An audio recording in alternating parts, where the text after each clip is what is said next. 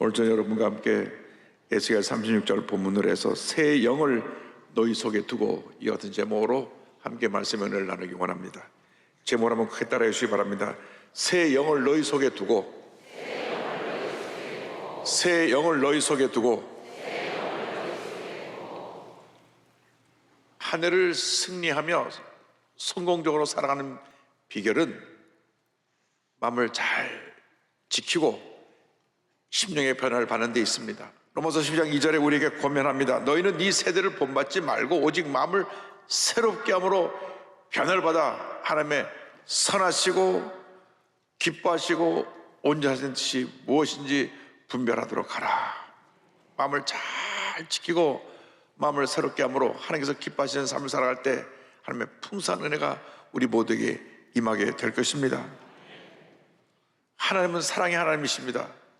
사랑의 하나님이시기 때문에 우리에게 모든 것이 다 하나님 가운데 잘 되기를 원하시고 그런 삶을 살도록 우리를 인도해 주시는 것입니다. 그런데 그 하나님의 사랑 속에 들어가 있는 것이 하나님의 공의입니다. 잘못된 것을 하나님이 책망하시고 심판하십니다.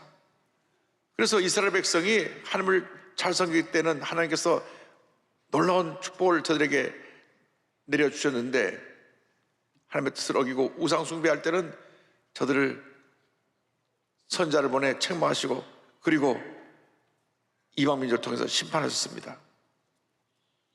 남왕국 유다가 우상 숭배함으로 말미암아 주전 586년에 바벨론에서 멸망을 받고 포로로 끌려갑니다. 포로로 끌려갈 때 주로 바벨론의 귀족들이 끌려가고 이스라엘 민족들이 뿔뿔이 흩어졌습니다. 시편 44편 11절이 이렇게 말씀합니다. 주께서 우리를 잡아먹힐 양처럼 그들에게 넘겨주시고 여러 민족 중에 우리를 흩으셨나이다. 하나님께서 저들을 사랑하셨기 때문에 저들에게 여하튼 심판을 내리신 것입니다. 저들이 포로로 끌려가서 자기들의 잘못이 무엇인지 알았습니다. 하나님, 우리가 우상을 숭배했습니다. 우리의 죄를 용서하여 주옵소서. 끝이 보이지 않는 그 절망의 상황 속에서 한 해가 지나고 두 해가 지나고 10년이 지나고 20년이 지나면서 그들은 언제 우리가 고국으로 돌아갈까? 이거 다 우리가 지은 죄 때문이다. 그들이 하나님 앞에 그들의 잘못을 회개했을 때 하나님께서 그들에게 구원의 메시지, 희망의 메시지를 선포해 주셨습니다. 하나님은 구원의 역사를 이루시는 참으로 좋으신 하나님이신 것입니다. 에스겔 선지자를 통해서 저들에게 말씀하셨습니다. 에스겔 36장 24절입니다. 내가 너희를 여러 나라 가운데서 인도하여 내고 여러 민족 가운데서 모아 데리고 고국 땅에 들어가서 하나님이 바벨론을 비롯한 각 나라에 흩어져 있던 저들을 다시 고국으로 돌아오게 하신다고 말씀하셨습니다. 에스겔 30장 12절입니다. 그러므로 너는 대언하여 그들에게 이르기를 주 야훼께서 이같이 말씀하시기를 내 백성들아 내가 너희 무덤을 열고 너희로 거기에서 나오게 하고 이스라엘 땅으로 들어가게 하리라. 그들의 상황이 얼마나 절망적인 상황이었는지 마치 무덤 속에 갇힌 것 같은 그러한 상황이었기 때문에 하나님 말씀하시기를 너희 무덤을 열고 너희들을 그곳에서 건져내어 고국 땅으로 돌아가게 할 것이라고 말씀했습니다. 저들이 하나님 앞에 잘못을 깨닫고 회개할 때 저들을 그 절망에서 건져주신 것입니다. 우리가 어떤 잘못을 하고 우리가 어떤 문제 속에 빠졌다고 할지라도 하나님 앞에 회개하고 돌아 나올 때 하나님이 우리를 절망에서 건져주시고 우리 문제를 해결해 주시고 놀라운 은혜로 우리에게 넘치게 부어주시는 것입니다. 하나님 백성은 하나님의 앞에서 언제나 하나님 기뻐하시는 모습으로 살아가기 위해서 최선을 다해야 되는 것입니다. 하나님은 하나님 백성이 회개하고 돌아 나오기만을 간절히 기다리고 계십니다. 이사야 1장 18절입니다. 야훼께서 말씀하시되 오라 우리가 서로 변론하자. 너희 죄가 주홍 같을지라도 눈과 같이 희어질 것이요 진홍같이 붉을지라도 양들같이 희게 되리라. 지금 우리가 이렇게 힘들고 어려운 시간을 보내고 있으면서 먼저 우리 자신을 돌아보고 회개해야 됩니다. 하나님 아버지, 우리 대한민국이 이렇게 어둠과 혼란에 빠진 것은 우리 예수 믿는 우리 천여 명만 크리스찬들이 하나님 뜻대로 살지 못해서 그렇습니다. 하나님, 저들을 용서하여 주옵소서. 우리 삶 속에는 모든 잘못된 것을 제거하여 주시고 이 시간 우리 아버지 앞에 회개하오니 하나님, 우리를 이 절망의 자리에서 건져주시고 우리 삶 가운데 하나님의 은혜를 베풀어 주옵소서. 우리는 기도해야 될 것입니다. 하나님 앞에 눈을 뿌려 기도할 때 우리의 기도를 들으시고 우리를 죄 절망에서 건져주시는 것입니다. 하나님께서 우리가 죄 절망 가운데서 고통과 괴로움에 신음하고 있을 때 예수님을 이 땅에 보내주셔서 우리의 모든 죄를 짊어지고 십자가 달려 돌아가게 하셨습니다. 이사야 선지자가 예수님 오시기 약 700년 전에 예언합니다. 예수님이 오셔서 우리를 구원하시기 위해서 십자가 달려 고난당하실 것을 눈에 보이는 듯이 생생하게 이렇게 예언하고 있습니다. 이사야 53장 5절 6절입니다. 그가 찔림은 우리의 허물 때문이요 그가 상함은 우리의 죄악 때문이라. 그가 징계를 받음으로 우리는 평안을 누리고 그가 채찍에 맞음으로 나음을 받았도다. 그 다음 6절에 우리는 다 양 같아서 그릇 행하여 각기 제 길로 갔거늘 야훼께서는 우리 모두의 죄악을 그에게 담당시키셨도다. 우린 다 어리석은 양처럼 자기 길로 갔습니다. 자기 만족의 길로 가고 탐욕의 길로 가고 교만의 길로 갔습니다. 그런데 우리 모든 사람의 죄를 예수님에게 짊어지게 하셔서 십자가 달려 피 흘려 죽게 하심으로 우리에게 죄사함과 구원의 문을 열어 놓으신 것입니다. 이 놀라운 은혜에 대해서 우리는 감사하고 또 감사하고 또 감사하고 또 감사해야 될 것입니다. 그래서 2장 6절과 7절에 이와 같이 말씀합니다. 그러므로 너희가 그리스도 예수를 주로 받았으니 그 안에서 행하되 그 안에 뿌리를 박으며 세움을 받아 교훈을 받은 대로 믿음에 굳게 서서 감사함을 넘치게 하라.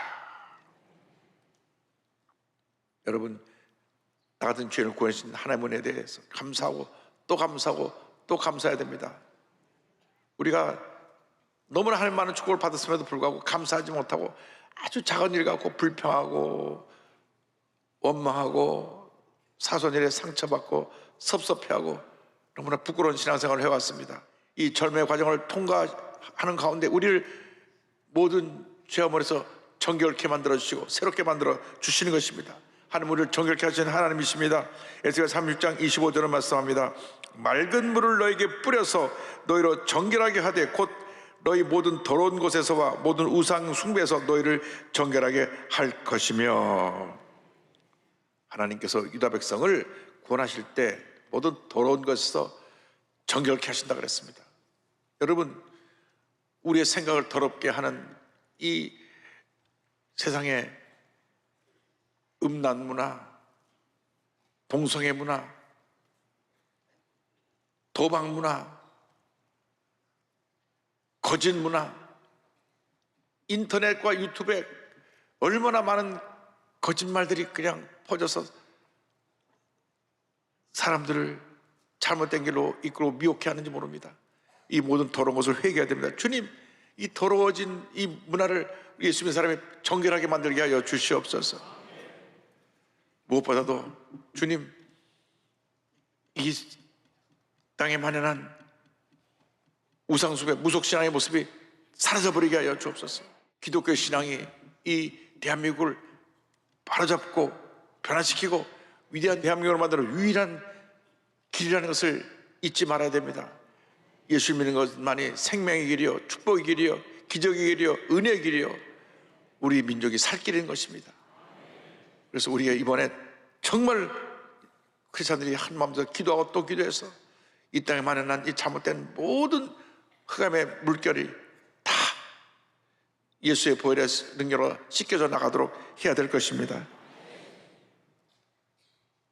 우리가 주님을 섬긴다고 하면서 죄 뜻대로 살지 못하고 탐욕과 교만과 이기주의로 살았던 것을 회개하고 우상 숭배를 했던 것을 회개하고 예수의 보혈로 씻음 받아서 히브리 10장 22절 말씀 그대로 우리가 마음에 뿌림 받아 악한 양심으로부터 벗어나고 몸은 맑은 물로 씻음을 받았으니 참 마음과 온전한 믿음으로 하나님께 나가자. 이 말씀대로 참 마음과 온전한 믿음으로 하나님께 나가는 우리가 모두 되기를 주님의 이름으로 축원합니다.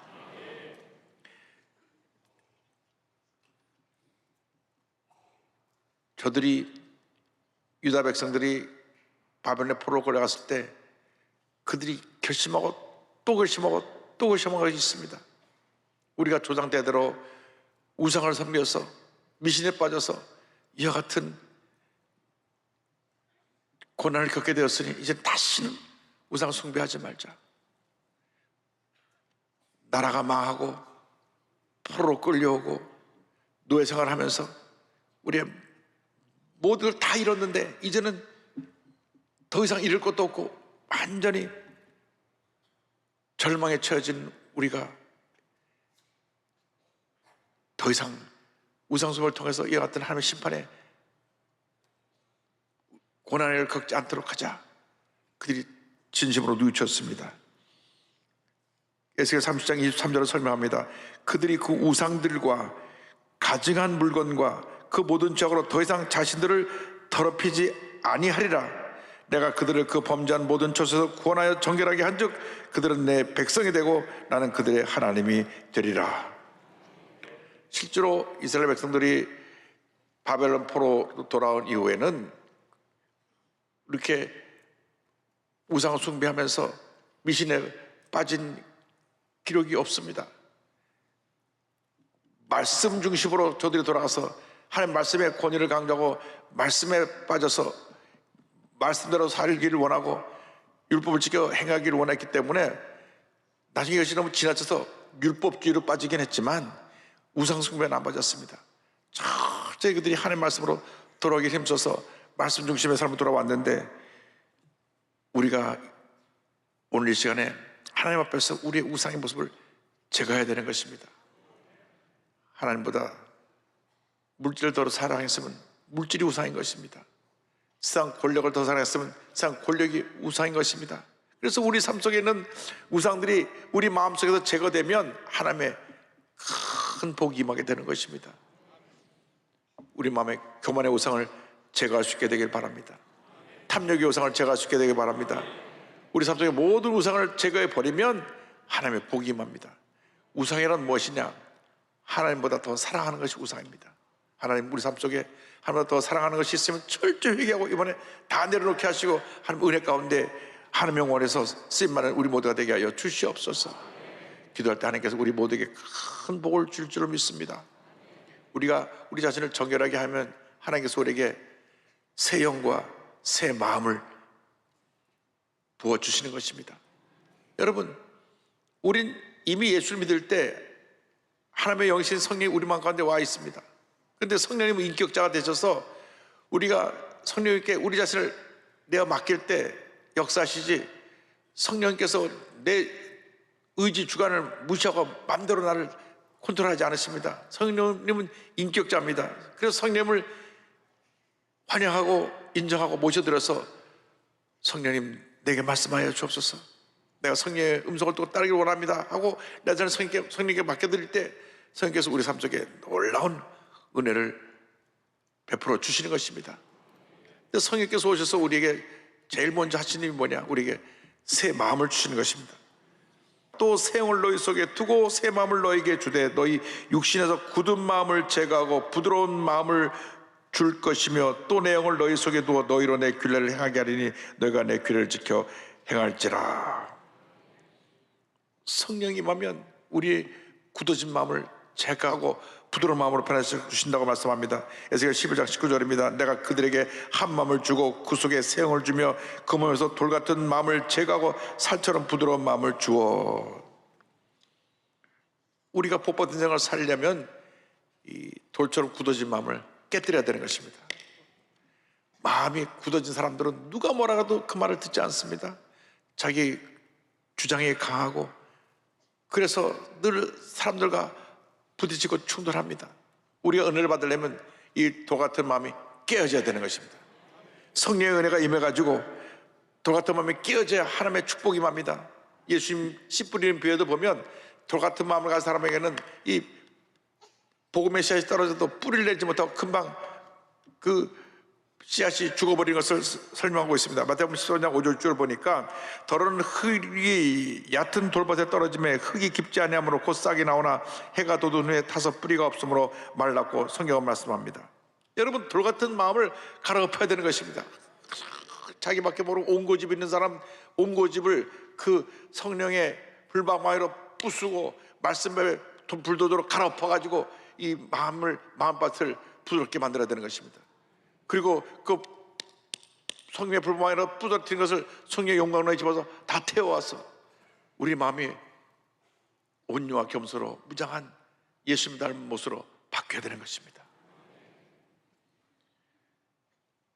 나는 원래 성격이 그래 하면서 잘 소리를 지르고 화를 잘 내는 분은 그걸로 자기를 합리화하면 안 됩니다. 원래 성격이 그런 것을 고치는 것이 교회입니다. 그것이 신앙입니다. 나는 원래 화 잘 냈어. 그리고 화를 내고 나서는 그걸 합리화하고 타당화시키는 건 절대 그것은 바른 길이 아닙니다. 하나님께서 원하시는 것은 예수님을 닮은 모습입니다. 여러분, 여러분의 삶의 일생 동안 가장 중요한 것은 예수님 닮은 모습으로 살아가는 것입니다. 예수님 직접 우리에게 말씀하셨어요. 나는 마음이 온유하고 겸손하니 나의 멍에를 메고 내게 배워라. 그리하면 너희 마음이 힘을 얻으리니. 예수님 말씀하셨어요. 나는 마음이 온유하고 겸손하니 나의 멍에를 메고 내게 배워라.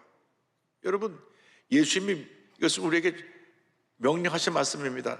나는 마음이 온유하고 겸손하니 나의 멍에를 메고 내게 배우라. 그 사람은 하나님 앞에서 복받는 사람이 되는 것입니다. 온유하고 겸손한 사람을 당할 사람이 없습니다. 온유와 겸손은 세상을 다 얻게 되는 것입니다. 그러나 강한 성격은 늘 부딪히고 대인관계에 문제가 생기고 스스로 자기 앞을 문제의 밭으로 바꿔놓는 것입니다. 성의 불도저로, 말씀의 불도로 갈아엎어 성의 용언에 집어넣어서 완전히 이 강한 자가 다 녹아 깨어져 살아 없어지고 난 다음 온유와 겸손으로 무정한 옥토 같은 부드러운 마음이 될 때 하나님이 큰 복을 내려 주실 것입니다. 불쌍한 사람들을 섬기면서 예수의 사랑을 실천한 우리 윤종영 장로님, 그분 별명이 봉천동의 슈바이처입니다. 평생 가난하고 소외된 이웃을 사랑으로 섬긴 우리 윤종은 장로님, 의과대학 시험을 보는데 시험 답안지에 시험 답가는 엉뚱하게 이런 답을 써서 교수들을 감동시켰다는 얘기도 있습니다. 노폐물로 가득한 정맥 같은 삶을 버리고 의사가 되어 동맥 같은 삶을 살고 싶다, 이렇게 써놨는데, 그가 의사가 되고 난 다음 1971년 경찰병에서 수련회 생활을 시작으로 나간도, 외도, 간월도, 네파스도, 창고도 등 서해안 일대 낙도들을 돌면서 의료봉사를 합니다. 그것은 그 섬에는 병원도 없고 의사도 없습니다. 그러니까 자기가 그것을 다 이리 찾아다니면서 한 섬에 보통 10년 이상씩 다니면서, 외도라고 하는 섬은 30년 넘게 그곳에 가서 진료를 했습니다. 어느 날 본인이 신림 보건소를 가던 길에 차가 타이어가 나서 펑크가 나가지고 그 타이어를 가려고 내렸다가 보니까 판잣집 밑에 불쌍한 사람들이 살고 있는 것을 보았습니다. 발이 쑥 나왔는데 이거 시체가 아닌가, 그렇게 비참한 모습으로 살고 있는 것을 보면서 이제 나는 가장 가난하고 어렵고 힘든 사람을 섬기며 살겠다. 그래서 1973년에 당시 판자촌이었던 관악구 봉천동에서 윤종욱 의원을 개원하면서 진료를 시작합니다. 돈보다 생명이 먼저라는 신조대로 진료비에 연연하지 않고 가난한 사람들을 치료비도 받지 않고 무상으로 또 치료비 절반만 받으면서 치료에 전념했습니다. 이 빈민저 시절에 봉천동에서 그의 손길을 거치한 사람 거의 없었습니다. 어느 날 새벽 왕진을 갔다 오는 길에 칼을 든 강도 두 사람을 만나는데, 그 강도가 가방을 빼앗아 가지고 한 사람 칼로 들이대고 가방을 접은 가운데 강도 한 사람이 얼굴 보더니, 야, 이 사람 내 아들 고쳐준 의사야, 그냥 가자, 그냥 가자. 보니까 그 강도 중에 한 사람의 아들을 이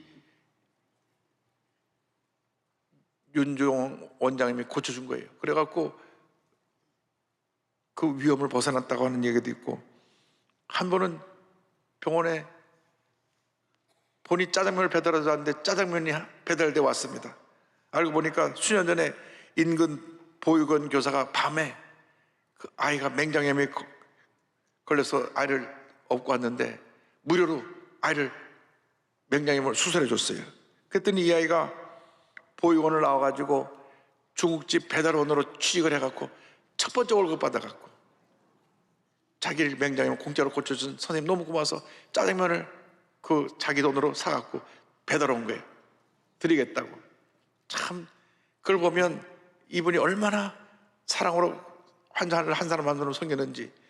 이 또 보육원에서 고아로 자란 이 소년도 자기가 맹장염으로 죽을 뻔한 걸 의사님이 고쳐줬는데 짜장면집에 배달원으로 취직을 해서 첫 월급 타자마자 짜장면 들고 쫓아와서 선생님을 대접해드렸다고 하는 얘기를 들으면서 참 이 세상에 이런 분들 때문에 아름다워지는구나 하는 그런 생각을 했습니다. 그런데 처음부터 이렇게 훌륭한 의사가 된 것은 아니고 본인이 가난한 사람들 돌보겠다고 생각했는데 돈 버는 재미 때문에 주일 성수도 범하기도 하고 바쁘게 지냈습니다. 근데 1974년 어느 날 택시 운전기사가 교통사고로 피투성해야 된 아이를 안고 병원에 뛰쳐들어왔는데 그 아이를 받아본 순간 너무 놀라버렸어요. 자기 딸인 거예요. 딸이 교통사고로 피투성해 흘러들어왔는데 이미 중상으로 피를 많이 흘리고 와서 손도 제대로 써보지 못하고 자기 품에서 죽어버렸습니다. 자기 딸이 자기 품에 죽어가는 모습을 보면서 통곡하면서 모든 의욕을 상실했습니다. 아니 내가 의사인데 내 딸도 고치지 못하고 내 딸이 내 품에서 피를 흘리며 죽는 것을 보니까 좌절감이 생겨나고 그래서 병원도 문 닫고 그냥 넋이 빠져서 하루하루 지나고 있는데 그 다음에 봄에 딸아이 무덤을 다녀오는 길에 한 할머니가 펄펄 열인 나난 소녀 안고 막 울고 있는 모습을 봐가지고 지나칠 수 없어서 그 아이를 업고 따라오라고 그래서 자기 선배가 운영하는 병원에 가서 이 아이가 지금 열이 나서 위독하니까 치료해달라고 얘기를 합니다. 그래서 그 선배가 그 아이를 잘 치료해 줬어요. 치료비 내가 부담할 테니까 잘 치료해달라고. 나중에 이 아이가 건강해져서 찾아왔습니다. 자기 치료비도 내주고 건강해져서 찾아왔는데 보니까 치료받으면서 보니까 이분도 의사 선생님을 알게 됐어요. 왜냐하면 선배님 뭐 후배 이렇게 얘기하면서 하다 보니까 그러니까 그 아이가 묻습니다. 아저씨도 의사야? 그런데 의사 옷을 안 입어? 청진이도 귀에 안 되네. 이 말이 주님이 자기에게 들려주신 음성처럼 들려왔습니다. 그 말을 들으면서 그 아이가 왜 당신 의사라면서 청진이도 하나 되지 않아? 그래서 그래? 하고 청진이를 꼽아서 그 심장에다 딱 된 동안에 딱 되니까 쿵닥쿵닥 뛰는데 주님이 자기를 부르시는 음성을 듣습니다. 그래서 오 하나님 작은 자를 돌보지 않고 세상을 따르던 저를 이제야 깨우십니까? 그날 다시 일어나서 비밀로 가득한 봉천동에 병원을 다시 세웁니다. 1994년부터는 관악장학회를 설립해서 학생들을 돕고 보육원 무유촌에서 진료하면서 가난한 사람들을 돌보는데 보육원을 돌보면서 치료해준 아이만 2,000명이 넘습니다. 한평생 아이들을 섬기는 삶을 사는 그 귀한 우리 이 장로님은 그 공로를 인정받아서 서울시민대상, 국민은장, 동백장, 청년봉사상 등을 시상하게 되었는데 그런 청년봉사상을 수상한 다음 이렇게 말했습니다. 내가 가진 모든 게 없어질 때까지 남을 돕겠다. 그리고 그의 모교인 고대의료원의 의학발전기금 10억을 쾌척하고 그리고 46년 동안 아이를 돌보다가 2019년 아내가 너무나 몸이 아파서 아내를 돌보기 위해서 본인도 나이가 너무 많이 들고 문을 닫으면서 이런 고백을 했습니다. 사실 그렇게 나누고 봉사한다는 게 쉽지만은 않죠. 없는 사람에게는 3분의 1도 힘든 법이에요. 그래도 내가 말하고 싶은 것은 아무리 힘들어도 일할 중 잎은 어려운 사람을 도우라는 거예요. 힘들 때 나누는 건 신체 일부를 떼어내는 고통일 수 있어요. 하지만 그래도 그렇게 해야 해요. 그래야 세상이 아름다워지는 법이거든요. 여러분, 우리의 짧은 주어진 삶 속에 정말 하나님의 영혼에서 귀하게 아름답게 위대하게 쓰임받는 여러분 모두 되기를 바랍니다.